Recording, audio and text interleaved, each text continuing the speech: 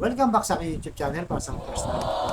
Please click mo yung Yanis TV Manila. Anyway guys, wala na ba ito? Libre lang. Tulong mo na lang din sa kapwa mo. Alright, thank you very much. So, sa topic natin for today's video, dating Vice President Leni Robredo ang papalit nga ba kay VP Sara Duterte? Ayan guys, yan ang mainit na balita. Pagkatapos nga magbitiw o mag-resign itong si VP Sara. Maraming lumabas ngayon sa social media, baka napanood nyo na rin, nabalitaan nyo na rin, na posible kaya o may nagsasabing si VP Leni ang pwedeng pumalit kay VP Sara. So kung mangyayari yan guys, malaking sampal yan. So pwede nga kaya talagang pumalit itong si Vice President Leni Robredo. So alam naman natin guys, nung kasagsagan ng 2016, nung nanalo na itong si Digong, si VP Leni, talaga namang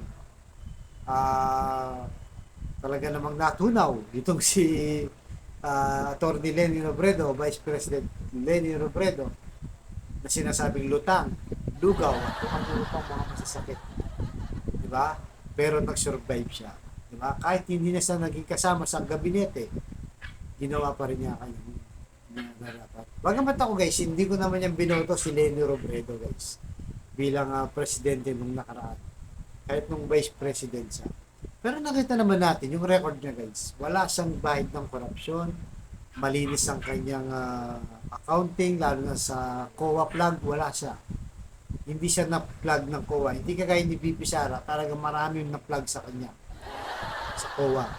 Diba? So, siguro, tingin natin, kaya naman niya, kasi authority naman siya. Hindi nga lang sa educator. Pero kahit hindi siya educator, guys, o hindi siya teacher, pwede naman niyang gawin ang kanyang mas mahusay, maayos na trabaho. Diba?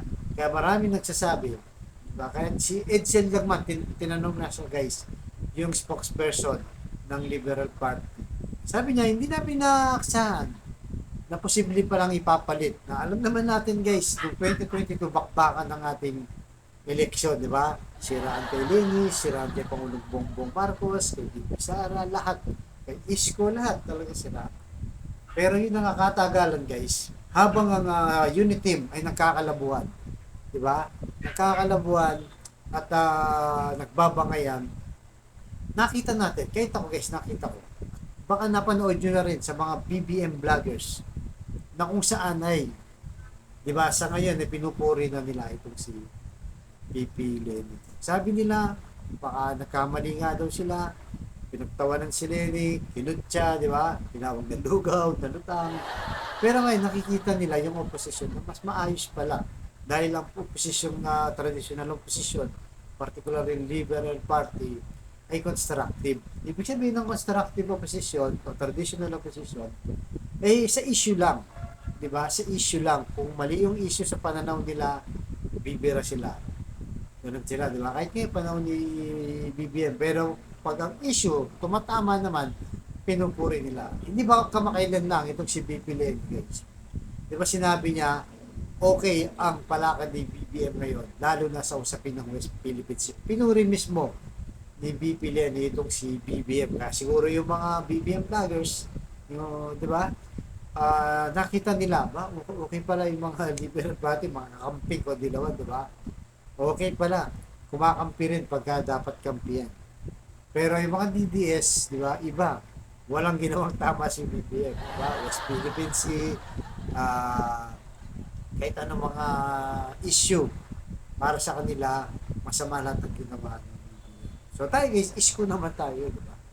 Isko naman tayo. Ganun din tayo guys. Isa rin ang ating ang prinsipyo. Kapag tama si BBM, tama. Kagaya ni Leni, tama ang ginagawa niya sa West Philippines Sea, pinagtatanggol ng ating bayan na kung saan ngayon, di ba?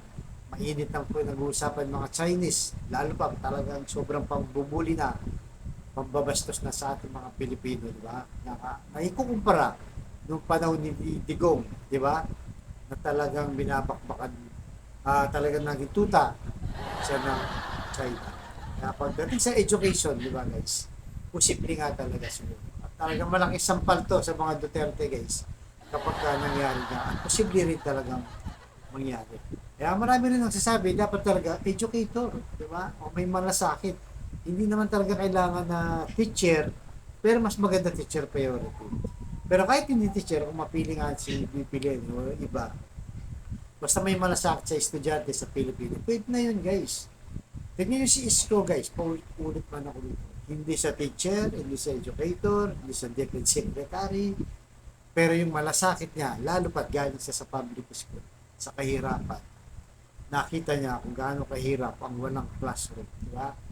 Anong ginawa niya? Sa loob ng halos 3 taon lang, o 2 taon na higit lang, bago pa sa mga bumaba sa pwesto sa pagkaroon. Nagpagawa siya ng quality. Hindi lang basta quality, guys. World class public school. Di ba? 10 floor, may aircon pa. 3 yan guys na ngayon pinakikinabangan. Yan yung lifetime solution. Na isa sa mga problema ng education sector ay ang kakulangan ng classroom o shortage. Di ba? Pangalawa yung sweldo ng teacher na kailangan taasan pa. Di ba? At yung mga quality education na kung saan ngayon ay kulilat na nga tayo. Kaya sana nga, di ba? Kung si BP Lenny nga mapili dyan, wala nang problema sa atin. Okay lang yun, guys. Okay lang yun as long as may magmalasakit sa mga estudyante at gawin yung tama kanyang trabaho. Sabagay, kung i-check mo naman yung background niya, okay naman sa wala namang bayad ng corruption. At baka mabago ang ating education. Kung saan, ito yung pinaka-importante ng departamento. Dahil gaya na sabi ko guys, dito nakasalalay ang ating mga next leader, next generation. Kung mga bobo estudyante natin, paano patatakuin ng gobyerno pag sila na yung nakaupo dyan. Diba? Pero kung matatalino at competitive sa ibang bansa, hindi malayong mangyari na yumaman na tayo talaga. Dahil magagaling ang ating mga estudyante. Diba? Pero siyempre, bago mo magawa yan, dapat yung mga basic needs ay masolusyonan ng gobyerno o nung sino man susunod na Defense Secretary. Diba? Gawin ng gumawa ng maraming schools, taasan ng sweldo ng mga teacher, at pagbutihin pa yung mga pag-aaral, lalo na yung kompetisyon sa ibang bansa, di ba? Ayusin ang mga academic, talagang out of the box. Kumbaga yung hindi pa nagagawa ng iba, kailangan magawa ng susunod na sekretary. Yan ang sinasabi ko, di ba guys, Cisco, wala pa nakakagawa nun. Hindi man sa Deputy Secretary nagpagawa siya ng world class na public school, di ba? Kahit yung nakarang administrasyon, si Digong, teacher yung kanyang Deputy Secretary, di ba? Itong si Leonel Briones, di ba? Di ba? Itong si Briones, so nagkaroon pa ng scandal, yung laptop scandal, di ba?